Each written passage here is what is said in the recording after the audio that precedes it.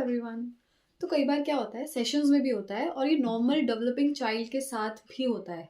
मतलब hearing impaired या cochlear implant बच्चे जो होते हैं वो तो ऑब्वियसली दे गेट इरिटेटेड कि मेरे को कुछ समझाना है, मुझे कुछ चाहिए, मम्मी को समझ नहीं आ रही है।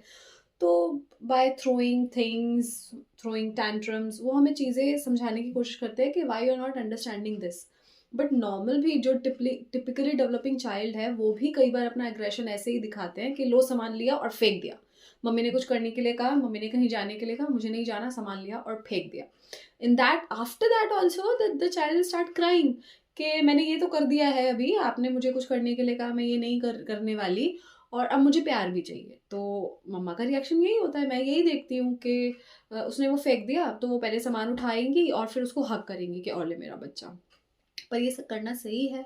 नहीं, बच्चे ने ये सीखा कि मेरे इस रिएक्शन से सब न्यूट्रलाइज हो जाता है। पहली बात तो जो मुझे करने के लिए कहा गया है मुझे वो करने की ज़रूरत है नहीं, और मुझे प्यार भी मिल गया है प्लस में, तो ये ठीक नहीं है।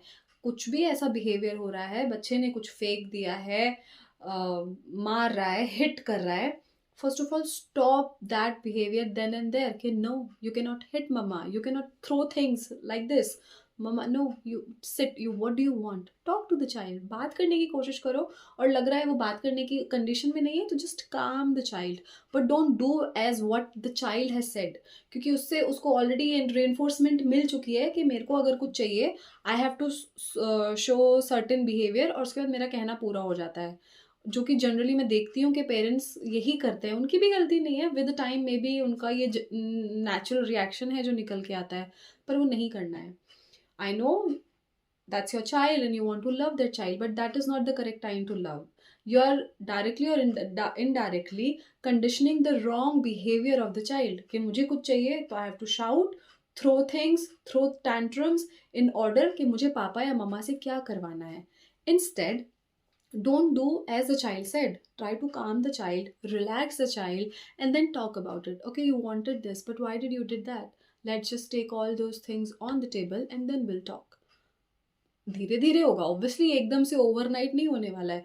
You have to again condition it, जैसे हमने वो बिहेवियर कर दिया है जाने अनजाने में कि तुमने सामान फेंका और सब ठीक हो गया, कोई बात नहीं, आओ प्यार ले लो मम्मी से, वो भी हमें धीरे धीरे सिखाना पड़ेगा कि तुमने फेंक दिया है, नहीं, अब वो सामान हम उठाएंगे, then will talk about it, then will see about the love.